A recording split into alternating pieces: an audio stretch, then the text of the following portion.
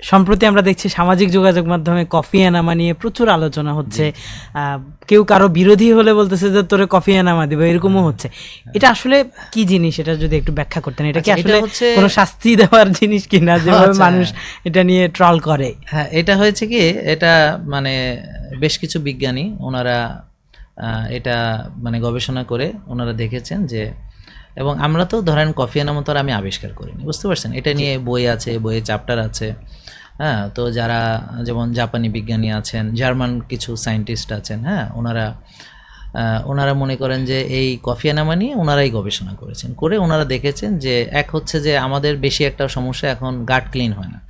অনেকেরই কনস্টিপেশনের প্রবলেম, যেহেতু আমরা প্রসেসড আল্ট্রা প্রসেসড ফুড খাই, আমরা যেহেতু মনে করেন যে ব্যায়াম ওভাবে করি না, অনেকের ঘুমের কোয়ালিটি ভালো না, দেখবেন কনস্টিপেশন একটা খুব কমন প্রবলেম, আইবিএস একটা কমন প্রবলেম, তারপর পেটের গ্যাস হচ্ছে একটা কমন প্রবলেম। আর আমরা যে ভেজাল খাবারগুলো খাচ্ছি, অনেক কিছু টক্সিন আমার শরীরের ভিতরে মানে থেকে যাচ্ছে অটোমেটিক। এটা আমরা যে টয়লেট করছি সেটা কিন্তু, আগে যখন ধরেন আমরা ন্যাচারাল খেতাম, তখন আমাদের কায়িক শ্রম ছিল, তখন বাউলগুলো ক্লিয়ার হতো।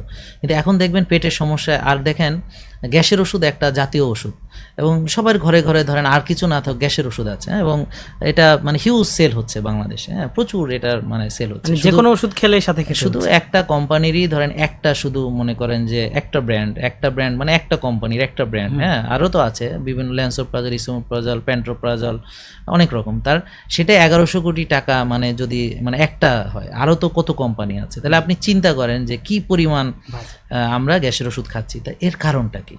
তা এই যে মানে গাট ক্লিন একটা ব্যাপার, তো এখানে অর্গ্যানিক কফি ব্যবহার করা খুবই গুরুত্বপূর্ণ। তো যদি মনে করেন যে এটা নিয়ে যে কন্ট্রোভার্সিটা, যে আপনি কেমিক্যাল ইরিটেশন হবে কেমিক্যাল যুক্ত, বা আপনি যদি রেডিমিক্স বা যেগুলো বলে হচ্ছে কেমিক্যাল দেওয়া, যেগুলো প্রসেস বা আল্ট্রা প্রসেস, এই ধরনের কফি ব্যবহার করা যাবে না।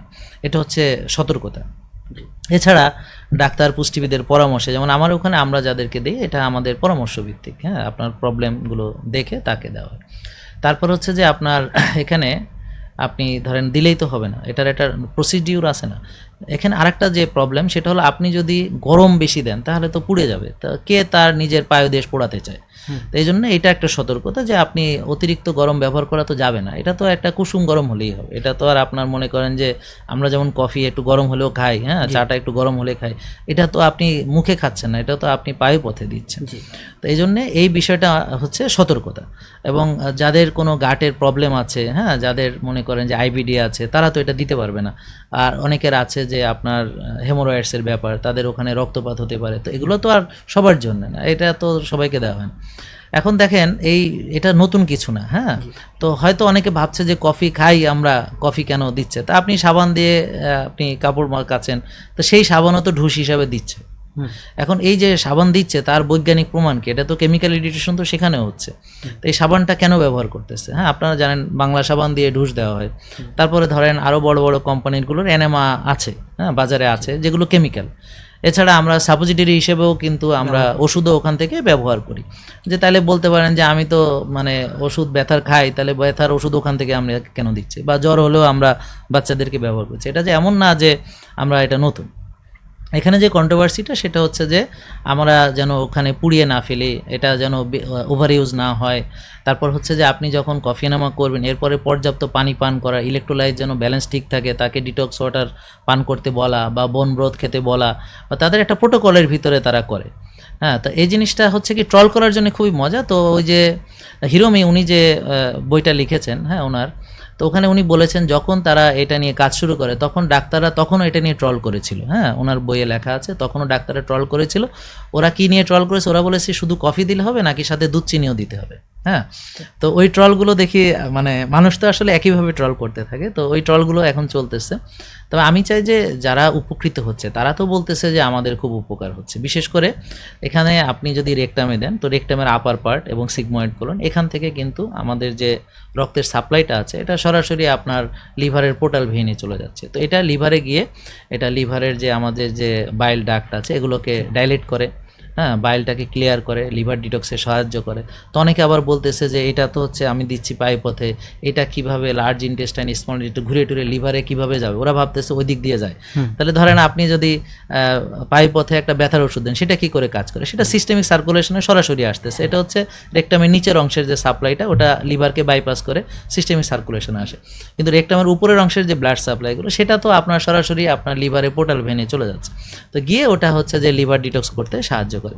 তো এই বিষয়গুলো নিয়ে আসলে হয়েছে কি, এটা তো আসলে খুব মজার ব্যাপার, সবাই ভাবতেছে যে আমি কফি খাই, তো কফি মানে হয়েছে কি যে কোনো একটা নতুন জিনিস, হ্যাঁ, যেমন আমি যখন প্রথম ভিনেগারের কথা বলি, তো সবাই বলছে এটা আবার কেমন গন্ধযুক্ত একটা জিনিস, এ কেমনে খায়? কিন্তু এখন দেখেন ভিনেগারের মার্কেটটা কত বড়।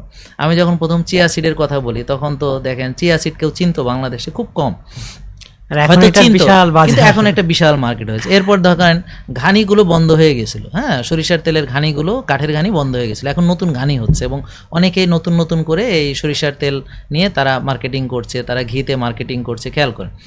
কোকোনাট অয়েলেরও তারা এখন চিন্তা করতেছে কি করা যায়। তো এইভাবে দেখেন, যখন প্রথমে আমি বলি যে আপনারা ডায়াবেটিস রোগীরা ভাত রুটি ফল দুধ বাদ দিয়ে শাকসবজি তখন ভাত ছাড়া কেমনে থাকে?